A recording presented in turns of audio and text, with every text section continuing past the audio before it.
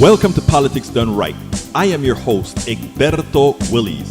This is a progressive program that will take the mystery out of politics. This is the program that will encourage you to make sure government becomes we the people.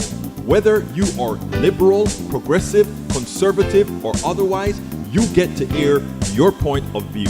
We are an independent media outlet that, unlike mainstream media beholden to corporations, we only owe allegiance to you. Remember, you can also send me a tweet at EGBERTOWILLIES. That is at Egberto Willies. Let us engage. It is Politics Done Right. Well, folks, welcome to one more edition of Politics Done Right. I'm Egberto Willies, your host. Thank you so kindly for being a part of the show. We're going to have a great show for you today because we have a special woman that's going to talk to you. That woman is, well, let's go ahead and talk about what the show is going to be first. Then what I'm going to start trying to do, people, is so that the people who listen to it on podcasts know what the show is going to be about. Before we get into our back and forth, I want to start telling what the show is going to be about. So please help me be disciplined. Please help me be disciplined. Title of the show today, Rebuild the Middle Class. Rachel Bitecofer winning 2022, and Stephanie Ruhle slams crybaby businesses. Not necessarily in that order, of course.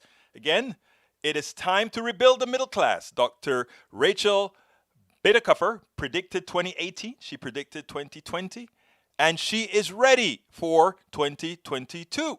Stephanie Ruhle admonishes crybaby businesses.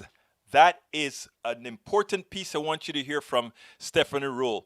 Well, folks, it's a great 4th of July weekend. I'm spending the day with one of our great listeners, El Senor Norman Reynolds. In fact, he's outside right now helping build a fence. Both of us got up early this morning and we started banging the nails and cutting the wood and doing all those things necessary to rebuild the back fence. Remember, folks, activists don't make that kind of thing that can say, hey, guys, just come and build it for me. Anyhow, we're going to have a great show. Michael Rudnin, welcome aboard. Welcome aboard. Bridge MCP, leader of the PDR Posse. Deborah John from LA, welcome. E2247 says, hello, relatives. Today's visit with the greatest ever visit for once. You are always our greatest visitors, all of you. Eric Hayes, hi all. Any news on the New York mayor's race? We won't have news for weeks on that, likely because of the way they're doing it, ranked choice voting, which I think it is great. Of course, New York knows how to botch just about every single election. Botching an election isn't restricted to one particular party or not. Nepotism is a horrendous thing. Happy July 4th to everyone, and pop the fireworks from one of our conservative brothers, Eric Hayes. Love you, my man. Michael Rudnin says, Eric Hayes, I'll have an answer to that question by Monday. All right, folks. Peggy Lopez, welcome aboard. Bridge MCP says, thinking how to discipline Egberto. You have to discipline me, guys. You know, you guys run the show here now. Al Franken podcast, 55 minutes, 6:27:21.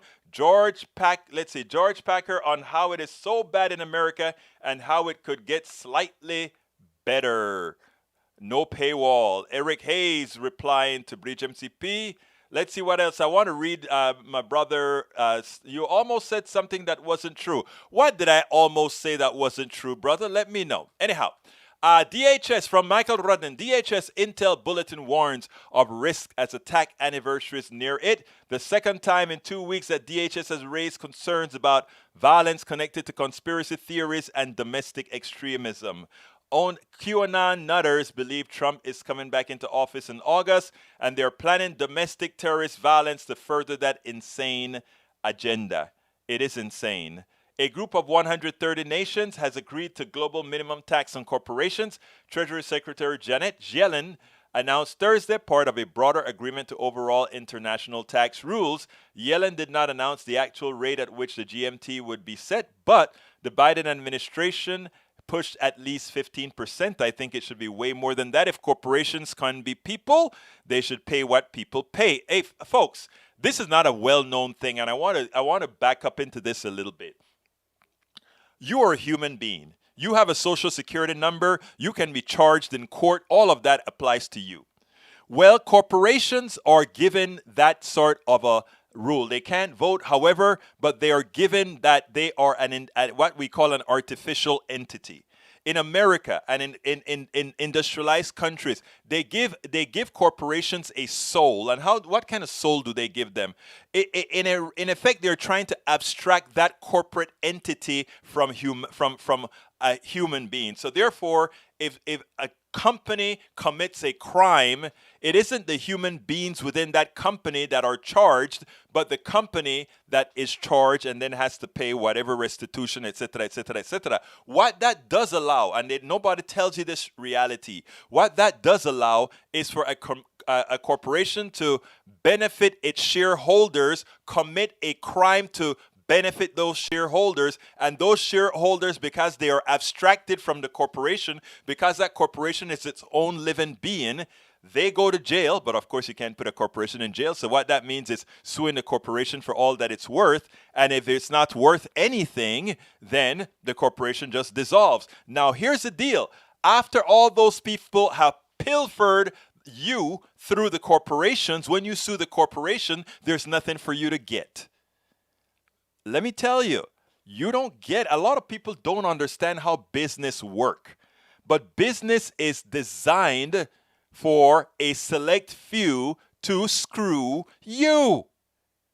I am, there's so much that we have not taught the individual American citizen that makes them do so much against your own interests. Not because they're bad people, not because they're foolish people, but because they just don't know. And it is in their best interest, according to the plutocracy, the oligarchy, those that run things, not to let you know. The corporation is the abstraction to cheat.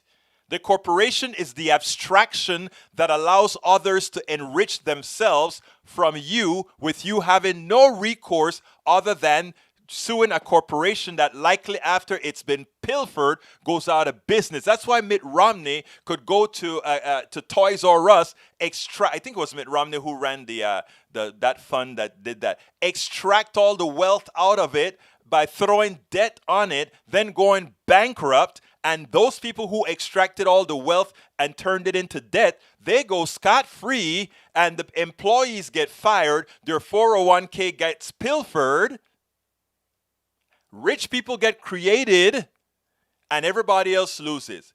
Legal, because the corporation is a private entity. So all those people who pilfered you through the corporation continues to maintain the wealth they've made on you. Very few people understand how corporations are the abstraction layer to pilfer you. Very few people.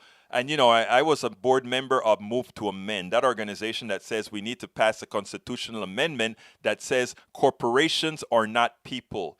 The corporations are comprised of people, and if corporations do bad, we can go after the people who ran the corporation into doing bad. Folks, we've got to learn these things. We have got to learn these things. Okay, Michael Rudnan also says, centrist Democrats rush to blunt Nina Turner's momentum in Ohio.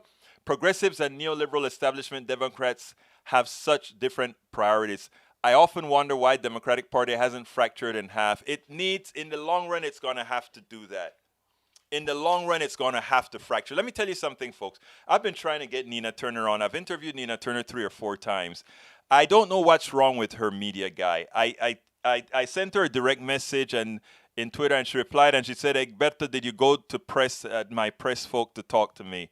And I said, yeah, I went to your press folks, and of course I got absolutely nowhere, and I haven't heard back from her. But I would love to have her on. I would really love to really start pushing the holy heck out of Nina Turner, because Nina Turner speaks bluntly, And Nina Turner speaks for the common person, not just the Bernie people, but for the common person. I love that woman, but I just can't get her on again. I've had her on 3 different times. I just can't get her on since she's been running for this Ohio position. I don't know if she I don't know. I've gone to her press people. I've told her. Her press people have not answered. I haven't heard back from her after we had a brief discussion. All right. There's a new Delta variant that public health experts are not sure being asymptomatic spread by the vaccinated. So I have to ask, do people really think this way? Egberto, mind putting this on the screen. Let's see what it is, Rudnin. Yeah, I can put that on the screen. That's not a problem. Let's go ahead and put this on the screen for Brother Rudnin. He always comes up with some good stuff. For those of you that are listening on podcasts, I'm going to read it for you. It says, wearing a mask even though I'm vaccinated lets people know I'm socially responsible. Wearing a mask must not be vaccinated. How socially irresponsible. That is something that I take both sides there. I wear a mask. Today I went into a restaurant with a mask, and I think a lot of people looked at me kind of crazy. No, I'm vaccinated, but I'm wanting to protect others because I don't want to inadvertently spread it in case I came along somebody else who had it, who infected me, and even though I'm vaccinated, can possibly still spread. I don't know. I'm just being responsible. It doesn't hurt me to wear a mask at all. Okay, let's continue here. Let's see. Eric Hayes says, I'll have an answer. No, that's between Michael and Eric. Hey, Eric, for baby, no fireworks. LOL. SCOTUS from E2247. SCOTUS decision this week showed the U.S. current path of suppressing voters and yielded more power to most wealthy of our society are only worsening. Below are 2 podcasts on these troubles. Thank you, E2247, for giving us Deep State Radio, as well as Are We the Political Road to Political Apartheid? Look, let me tell you something, E2247. Let me tell you something, everybody that's listening to my voice right now. All of you, all of us can make a difference. They can put barriers up to stop the vote. But just like when you tell a kid they can't do something, they usually want to do it. I have a feeling that is what's going to happen. Everybody has a right to vote. They can't take your right away from vote. They can make it difficult. They can make you go through hoops. I'm a voter registrar. I register Texans to vote. I can go out there with my license and help other people register. If you're hearing my voice, whatever state you're in, do your part. Encourage others to vote. Encourage those people who they don't expect to vote. And we can beat gerrymandering because gerrymandering is usually comprised of likely voter models. In other words, we are going to gerrymander a place based on the likely voter model. And why do they use the likely voter model? They use the likely voter model because there are not enough, I'm talking for conservative gerrymandering, there are not enough conservatives to really swing the vote. So they have to go with the likely vote because if they went with the registered vote, they could not pack enough of the liberals and progressives and the centered people into one district. They run out of room into one district. So they use likely voter models. If we encourage all people to vote, likely voter model starts to mimic registered voter model, which means conservatives cannot win based on the numbers. They cannot win. Remember that, okay? Okay, let's see what else we got here. Let's see what Eric Hayes said. You almost said something. I don't know what it is that I didn't say true, so tell me what it is, please. Abbott and Ducey letter call for governors of other states to send additional law enforcement personnel and equipment to arrest immigrants who... Stupid. That is silly. Oh, I almost called Eric. Eric admonished me. Eric admonished me, Egberto, do not call me a right wing. You are insulting me. And you know what? I made sure not to do it because he's not. He's a conservative guy. He's a good guy. And we got to go get some coffee, dude. All right, let's see. Jessica Taylor. Hello, my dear friend Jessica. How are you doing? Let's see who else is here, and then we'll go to get into the show. Bridge MCP says, Egberta, how do you see our comments? Are they one on one screen? Yeah, I get for all the people who are commenting on Facebook under the original show, meaning if you are commenting on Facebook at politicsdoneright.com slash, or rather, facebook.com slash politicsdoneright, I will see those comments. If you comment on YouTube, I will see those comments. If you comment on Twitch, I'll see those comments. However, if you comment on another place on Facebook where the program is shared, I likely won't see those. You have to be under on our Facebook page, meaning facebook.com slash politicsdoneright, on YouTube or on Twitch. Then I'll see those.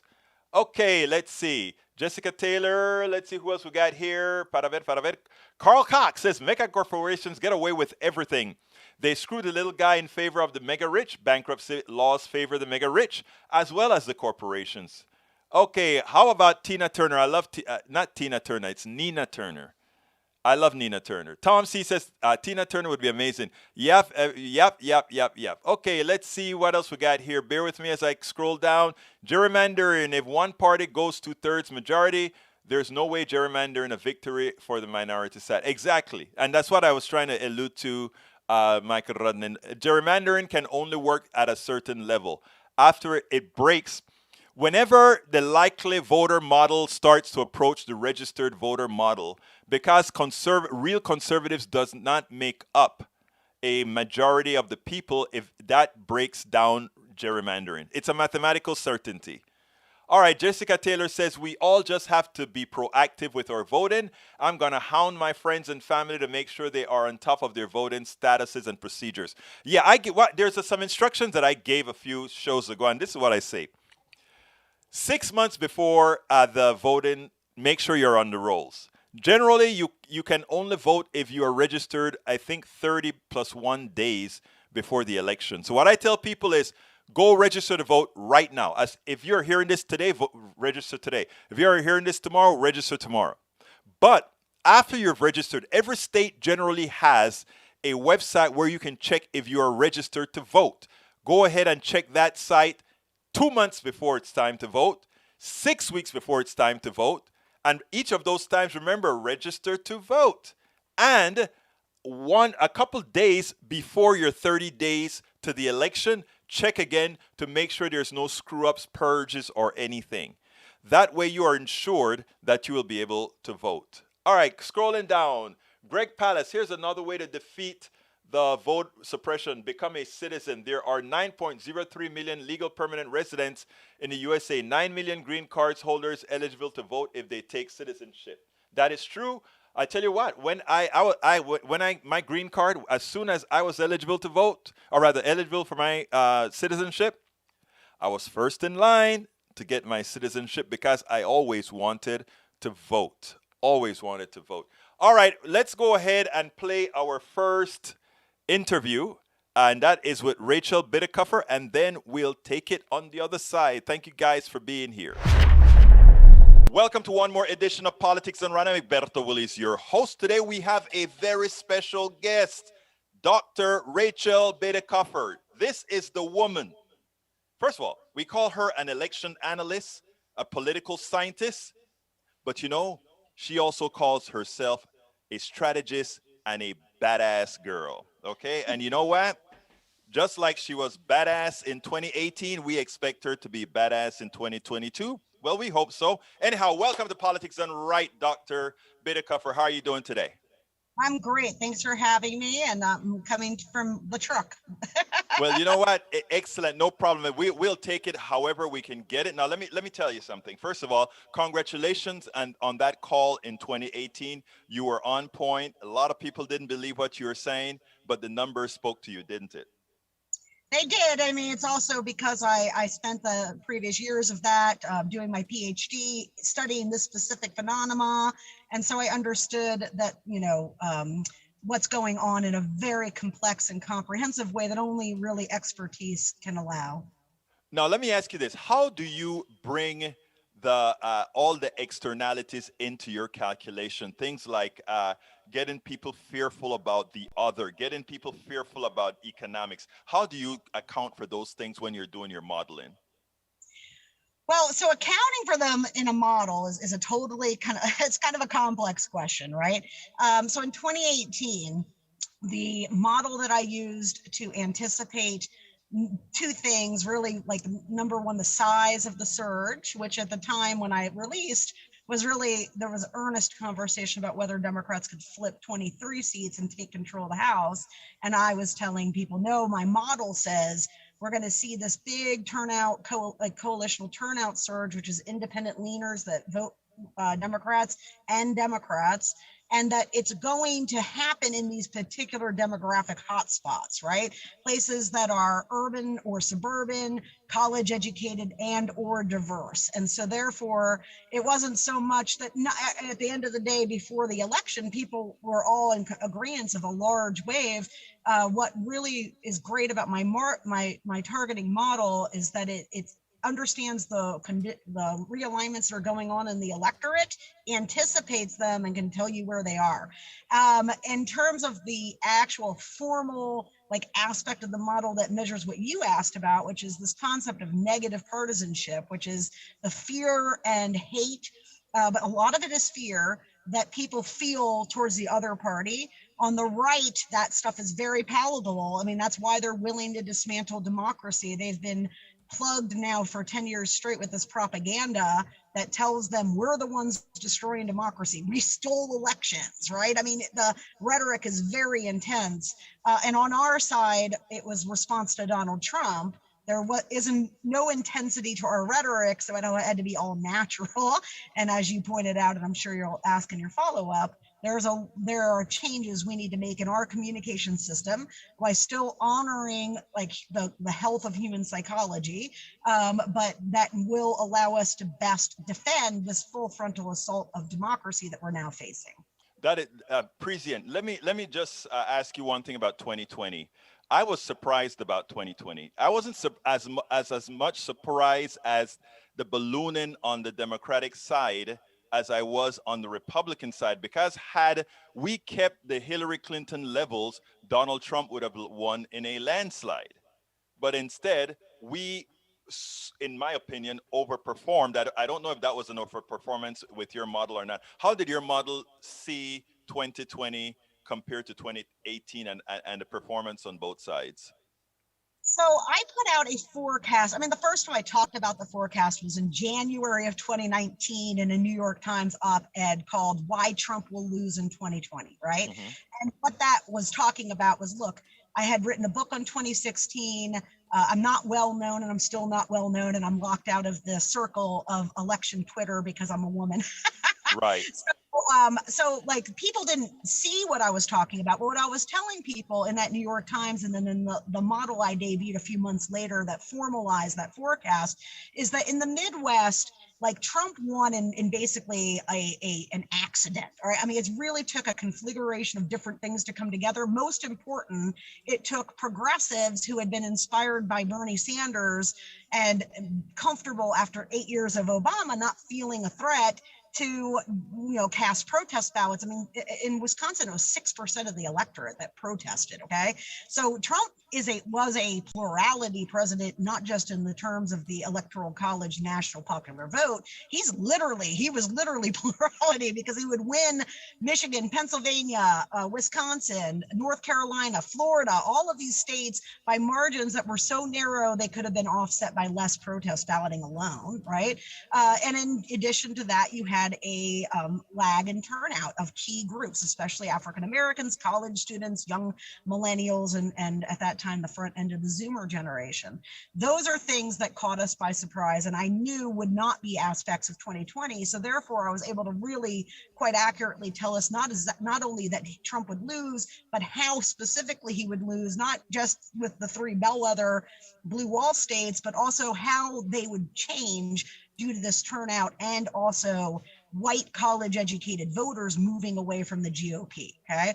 So, but what did catch me about, and also I'll add this, In 2020, that forecast was based on the assumption of rising turnout for the Republican base too. And I had learned that from the 2018 model, which did not anticipate that Republican turnout would go up over their 2014 midterm turnout, and then got surprised on my Senate predictions because of it. So in 2020, I was telling everybody who would listen to me, hey, the Republican turnout's going to be boss. Okay. It is going up. Ours is going up. And in places where there's more of us, like we'll be okay, Wisconsin, Pennsylvania, Michigan. But like if we don't offset this turnout surge by really stakes framing the election, making it a referendum on Trump and the Republican Party's pandemic management, their refusal to pass pandemic aid, right? Because they were holding the HEROES Act hostage from July on. Like that's what we should frame this election about. And it should be a frame that's carried through the party all the way down to the state legislative elections that are happening. And because that didn't happen, and these are all critiques I made before the election, so they're not armchair or rearview mirror critiques, compounded with the fact that the Democrats suspended all of their in-person door knocking because of the pandemic, which is, of course, ethically what you should do, except for when you're in a war for the survival of democracy, and the other side refuses to suspend their voter registration or door knocking thing. So, you go to war with the army you have, not the army you'd like to have, and we unilaterally disarmed ourselves. So when you look at why 2020 surprised me and every other forecast in terms of the down ballot, the Senate pickups and the House. I mean, we're supposed to gain seats in the House, not lose them. It's a function of our poor electoral messaging strategy, which is not something in the limbs. It's a root of our system, and that's what Strike Pack is about fixing. And that's where I was heading to next. You're a college professor, right? That's Uh, on a sabbatical right now. well, that's a fake sabbatical. I was canceled by the Virginia GOP, pushed out of my university position. So I'm one of the few canceled people from, that you hear about. I mean, the right is much more apt to do canceling. Oh, You so just do you don't. mean they actually got you kicked out of the university? Yes, they got my tenure. I mean, it's all not official, right? And I left because my tenure wasn't getting. They canceled the tenure conversion process mid-process. So but yeah, that's what happened basically. So it's going to be really nice in 2021.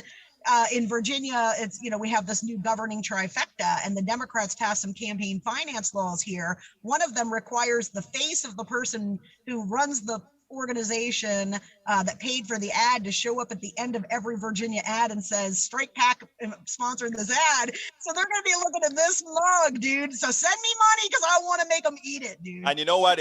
That's what I want to talk about now, because you've decided that you are going to be vocal, and you started a pack, Strike Pack. And there's Whoa. something in the Strike Pack that really sings to me, because it's what I believe in. You state, Democratic messaging has tended to focus on short-term, complex policy issues rather than year-round messaging that appeals to voters' emotions and guts. Strike Pack appeals to hearts and minds and imparts a sense of urgency and what is at stake if we do not win elections. Right now, that's the survival of our democracy itself. There's a lot more at strikepack.com, but that one paragraph is the essence of our electoral process going forward. And absent us listening to that, absent us effecting that, you're right. There ain't no democracy. Expand on that for me. Yeah, I'm happy to. And I'm going to kind of take it in an interesting direction, I think, for you, because here's the thing. Like, it's true that we can't get the filibuster overruled, right? Because we got to rely on a 50 vote that comes from West Virginia, which went for Trump for plus 35 points, because it's in my work and my research. I really strongly urge people to read, just not because it's mine, but because it's really informative. It's calculated, yes. It's And it tells researched. we've got these long-term coalitional realignments, and especially white non-college educated people, and especially men, have been moving to the right because the GOP has been hunting them through their own branding offensive, right? And so Joe Manchin is not electorally incentivized to do anything for us, okay? So you can't pressure him from that direction. And the point is, to full circle it, we wouldn't need to if we just won when we're supposed to win, where we're supposed to win it. The idea that in Maine Senate, they did not make Susan Collins and Donald Trump BFFs and make sure that every voter in that state who is an independent, which is by far the plurality part of the electorate, that Northeast pocket has this weird number of independents. They should have made it impossible for those people to walk into ballot booths and mark Biden Collins, okay? Because that's like, I mean, just rule number one. And somebody said to me, I swear to you, I will never say who, said to me, well, it's not our fault. Maine voters just like Susan Collins. What do you mean? Like, because you let them like her. Exactly. That's the magic there, because you let them like her. I love that. So yeah, so the point is, every problem we have right now with the Voting Rights Act, DC statehood, proper infrastructure with climate investment, all the stuff that's wrong, guys. I mean, yes, there's technical other elements, but the thing that is happening is we don't win elections that we should be winning, and we're not going to unless we build our own system. It's basically a SpaceX that runs next to NASA. NASA will be there doing its thing, but we need to do SpaceX if we want to win.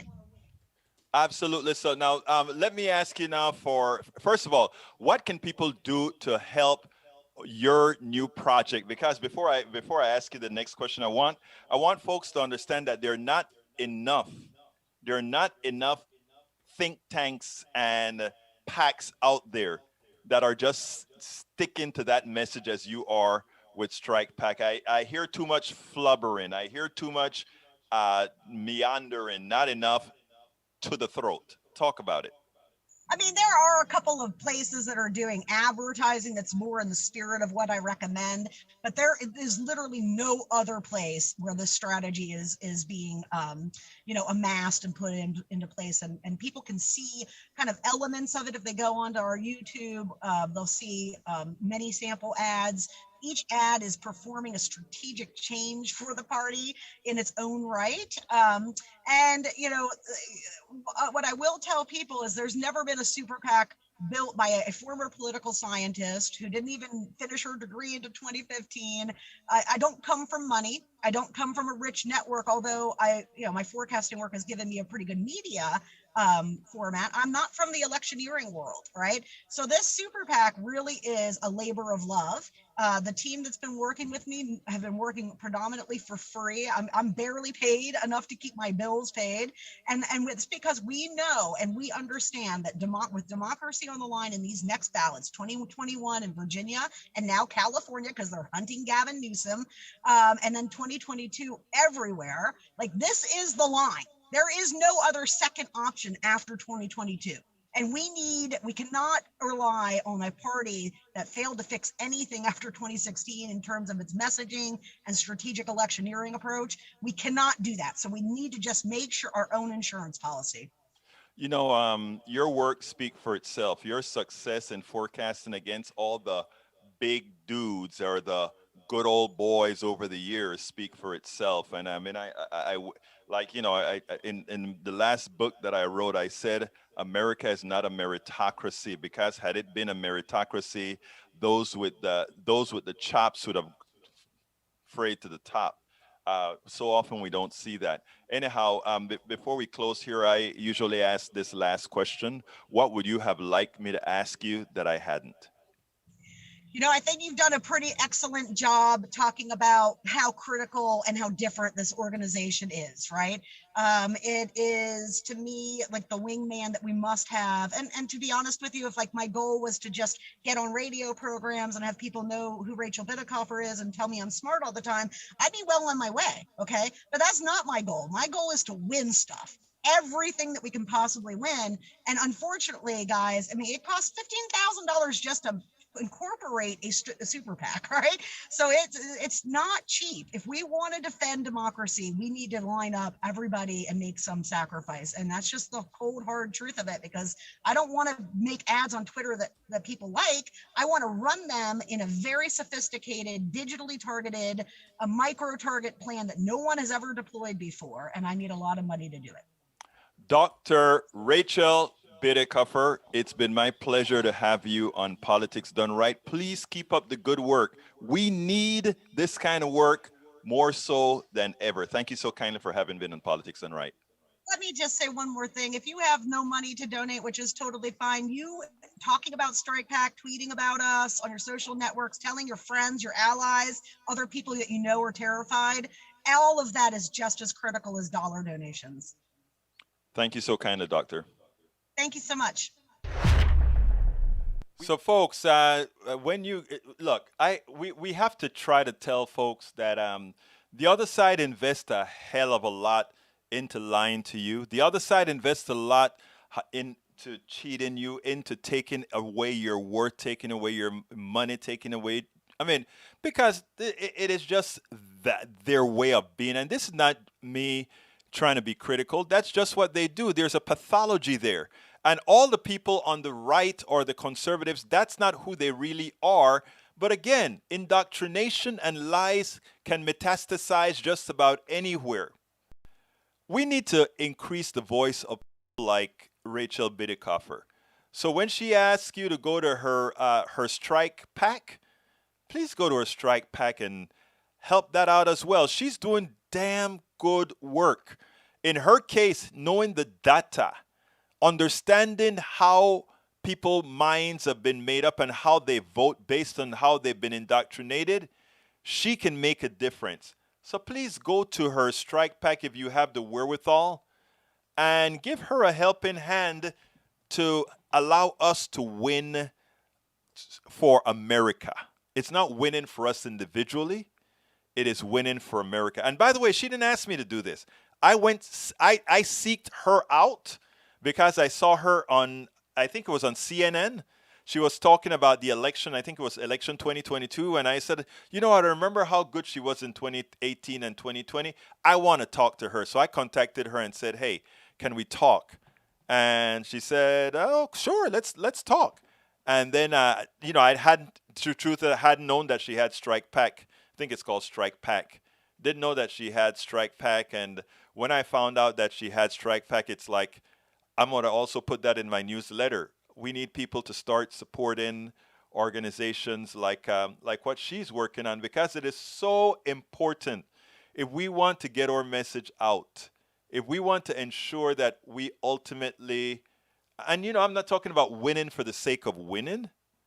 I'm talking about winning for the good of everybody. Check her out on Twitter, which is Rachel Bitecofer on Twitter. It's and all or check out her site, strikepack.com, strikepack.com, and let's make sure and support us. And by the way, support Politics Done Right too. If you are on YouTube right now, click that join button. Please become a supporter. We need supporters. We need to be able to continue doing this and also highlighting people like Rachel Bitecofer and all those that are doing positive work for our society. If you're not on YouTube, you can support us by going to politicsdoneright.com/YouTube, politicsdoneright.com/YouTube. Please consider getting our cup that goes along with our PDR posse, designed by our one and only Bridge MCP. Bridge designed the cup, and we started to sell the cup to help us do what we do. So please go ahead, and the link I just placed into Facebook, Twitter, YouTube, everywhere else. You can also support us at Patreon, Patreon. We need 1,000 patrons. We're just at about 128, 130, somewhere around there. So please consider supporting us at Patreon. We're only at about 10% of our goal. Please go ahead, politicsdoneright.com/Patreon, politicsdoneright.com/Patreon. Patreon is spelled Patreon. Of course, you can always support us on PayPal, politicsdoneright.com/PayPal. You can either give us a one-time contribution or make it a monthly contribution. Likewise, you can shop at our store, politicsdoneright.com/store, politicsdoneright.com/store. And of course, I forgot to put all those beautiful people who purchased our cups. There they are on the screen. And don't forget, you can get any one of our books either at our store or you can get it at Amazon. And how do you get it on Amazon? You just go to politicsdoneright.com/books, politicsdoneright.com/books. We have a lot of books. Well, in the political realm, we have 3 books.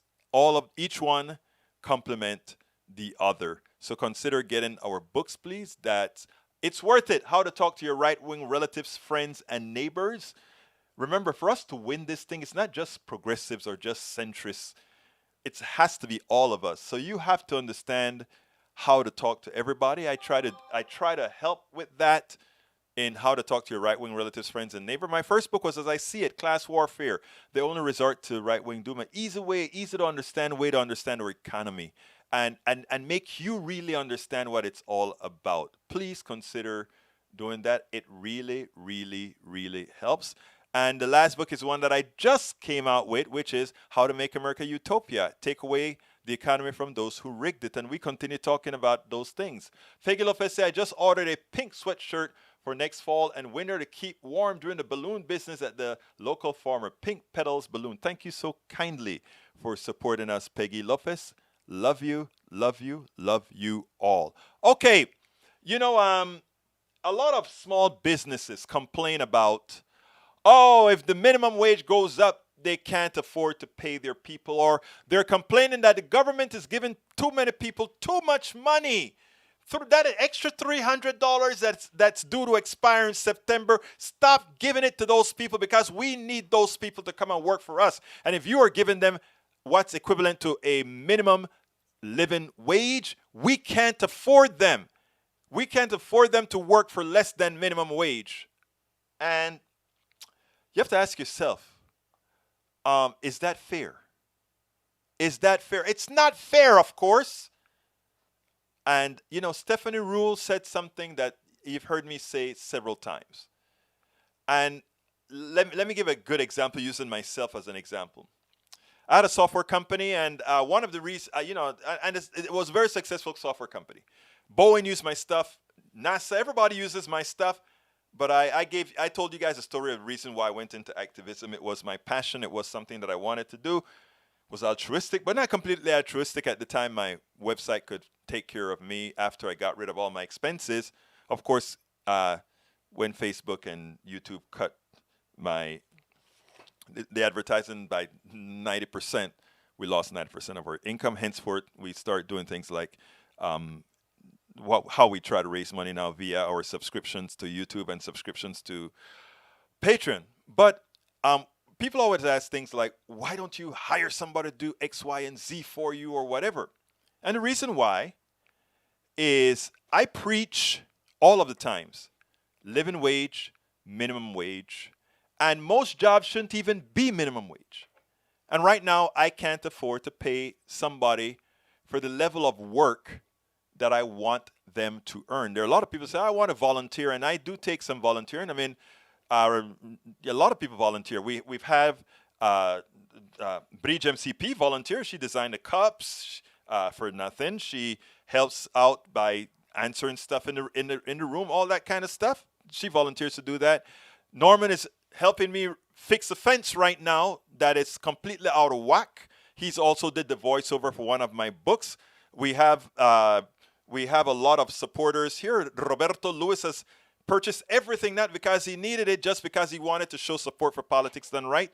And we have Bruce Pollard, who was the editor of my latest book. I mean, so we have a lot of people that volunteer to do things like that. But when it comes to talking about hiring people, I am not viable to hire people for what they're worth right now. So I don't.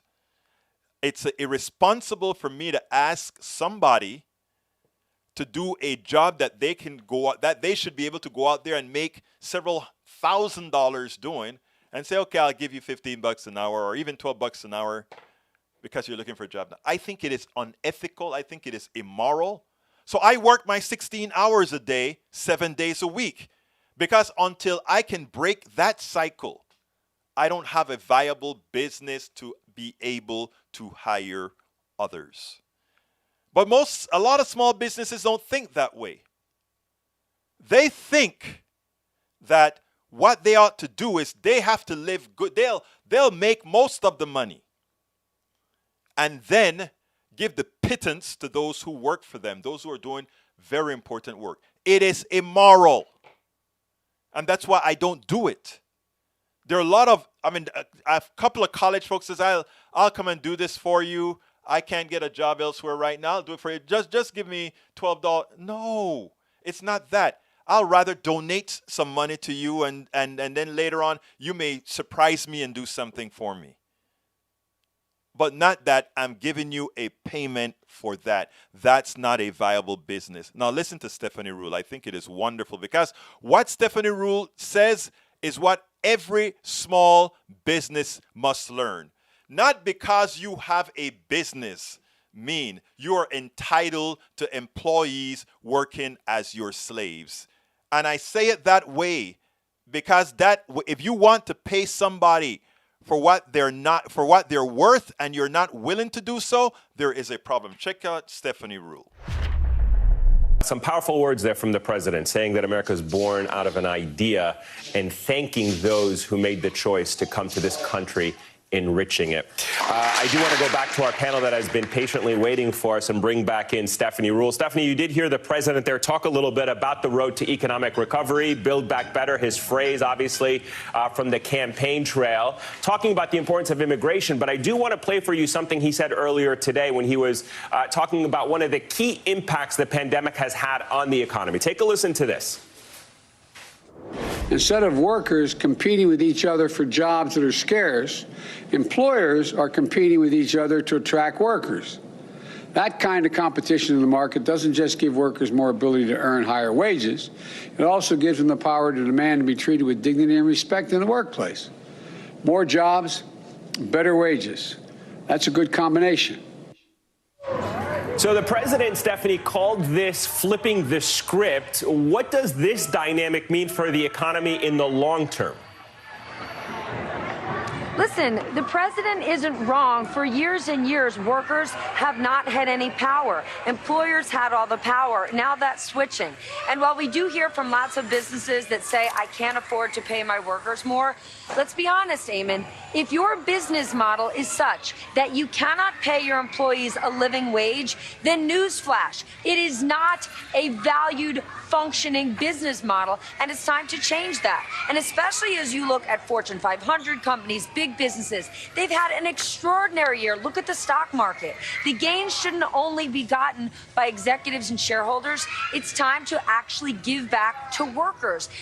Trickle-down economics doesn't work, but we're in a scenario right now where if you lift the bottom, it could potentially mean everyone rises. Now, are there inflation concerns? Without a doubt. Things are getting more and more expensive. We know the Fed is concerned about it. The Treasury Department is concerned about it. They do have more levers to curb this, and they're not going to do anything major just yet because it is transitory, right? We just got back to everything being reopened. Imagine, it's like every business is trying to hire at the exact same time. So give it a few months. Wait until things reopen before you get completely panicked that inflation is taking everything over. For the time being, we're on a very good path. More money for workers, that's good news.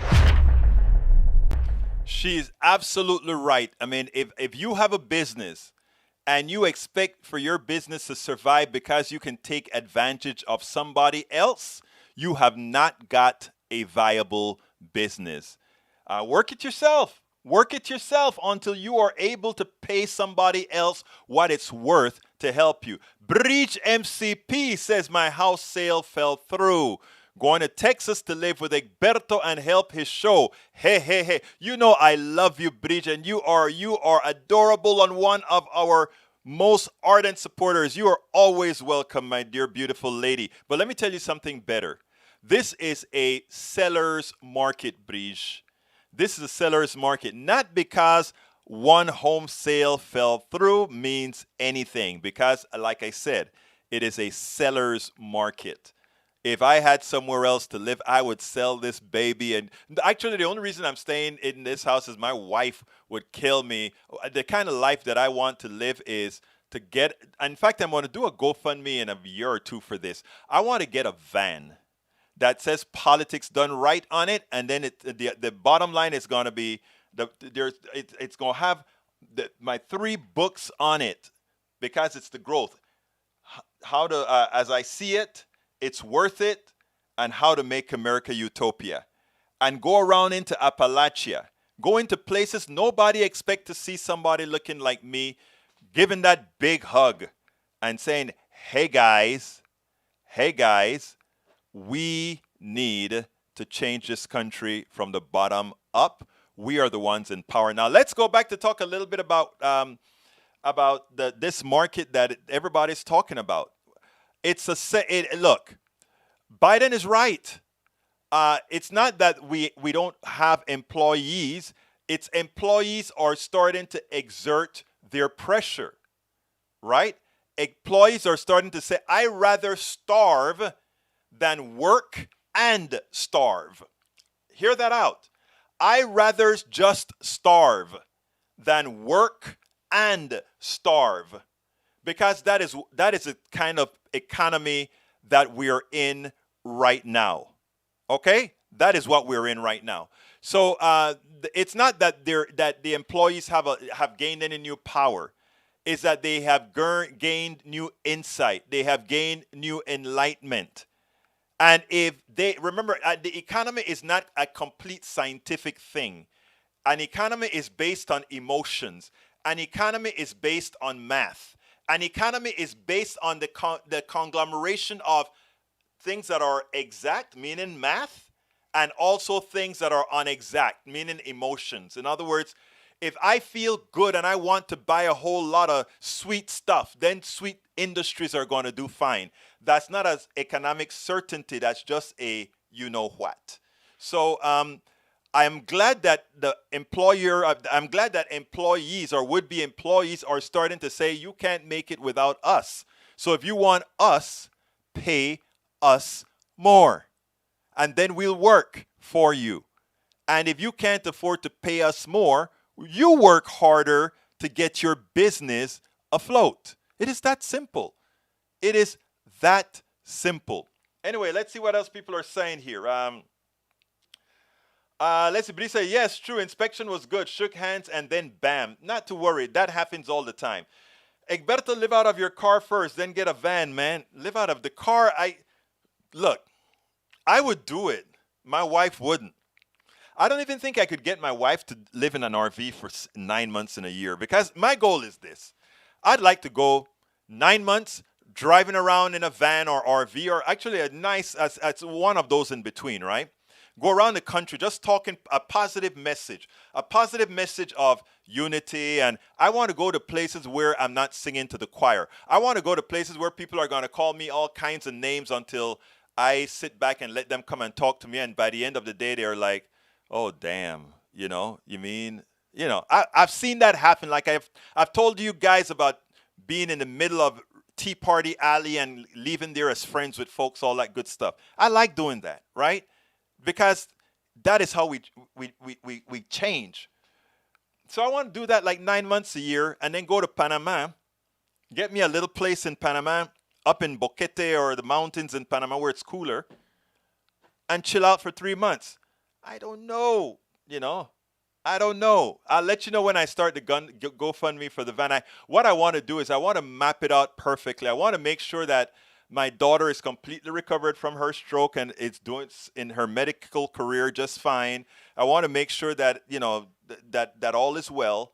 And then I'll do that. And the RV has to be equipped with all kind of cellular stuff, because I would be doing the show from all these different places that I go, and I'll probably do a lot of them live with people right there. That's a dream of mine.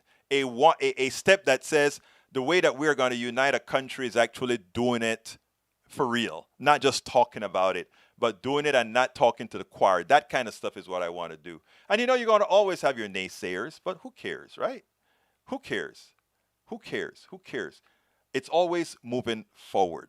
It's always moving forward. It's always moving forward. We're coming up close to the end of the show. It's 4th of July weekend, so I'm going to kind of finish up a little early. And as soon as I leave here, I'm going to get out of my jacket, my I Support Independent Media t-shirt, put on a white t-shirt because it's hot out here in Texas, and go help Norman finish up this fence. I think we have about 2 or 3 more days of work to get this all completed. We're cutting wood and all that kind of stuff. For those of you that are listening on podcasts, yeah, you hear some of this stuff. Let me salute all my friends. Eric Hayes, welcome aboard. Bridge MCP, welcome aboard. Para ver quién más está. Lisa Wright, how are you doing, my dear Lisa? Michael Rudden, of course, my regular. Let's see who else is here. Para ver. Tenemos a la señora Lopez. Feggy Lopez, ¿cómo estás, mi amiga? I hope you speak Spanish. Not because your name Lopez means that you speak Spanish. I just like to work on my Spanish since, I don't get to do it too often. Lisa Wright, welcome aboard. Let's see who else have I. Catherine Waston, welcome aboard. Let's see who is. Yeah, Catherine Waston. E2247, love you, brother. Let's see who else we got. Who else? If I skip you, just drop me a line down below so that I can salute you. Let's see quién más está aquí. I'm scrolling so fast. Para ver. Daniel Ledo, welcome, Daniel. How you doing, brother? Tom C, welcome aboard. I think I saluted Eric Hayes already. Who else is here? Jessica Taylor, welcome aboard. ¿Quién más está? Carl Cox, welcome aboard. Okay, I think I got everybody so far that I've seen so far. If I miss you, drop a line to the bottom if you want me to throw your name out there. You know I love you all and want to call your name out. Okay, I'm going to close this baby down. Please remember, folks, support us. Please go to join here on YouTube. Click the join button here on YouTube or go to politicsdoneright.com/YouTube or go to politicsdoneright.com/Patreon. Remember, we need 1,000 patrons. We only have 128, 130. I don't quite know what number it's at right now. And let's say what else we need. You can support us on PayPal as well, politicsdoneright.com/PayPal, politicsdoneright.com/PayPal, or get all our books at politicsdoneright.com/books. So look, guys, enjoy the 4th of July. Let me give a little notice about the country first. I criticize a lot of what happens in this country. Yes, happy Independence Day, okay? But what makes this country exceptional is not what most of the people who claim this country is exceptional is all about. This country is not exceptional because it has the best medical care, because it does not. This country is not exceptional because it has the best military, because having the best military doesn't mean much. This country is not exceptional because it has the best economic system, because it has an economic system that really hurts a lot of people. In fact, most people. It has an economic system that transfers the wealth to the few. That's the design of the economic system that we have here. This country is not exceptional because of what it has done to the natives. It's not exceptional because of what it has done to the slaves. It's not exceptional because of what it has done to the Chinese. This country is exceptional because I am allowed to come on air and say those things. Eric Hayes is right. For the most part, we are free. And that is what makes this country exceptional. If we want to make this country exceptional, great, and honorable, we will codify the things that most of us stand for here, not only into law, but into actuality. So again, understand whenever you hear those blowhards talk about the country being exceptional, about it in a different context. I've given you a litany of bad things in this country. But the one thing in this country that makes it exceptional is above and beyond all those things. I can still come on air and I can say these things that I say right now with the intent of effecting change. And if I can convince enough of you, and if you can convince enough people, we can actually have the changes within all those systems that I've spoken about, and then make America utopia. I want you to remember that. And when you listen to people who speak negatively about the United States, who are American citizens, don't you ever forget the realities. My name is Egberto Willies. This is Politics Done Right. And you know how I end this baby. I am what? Out!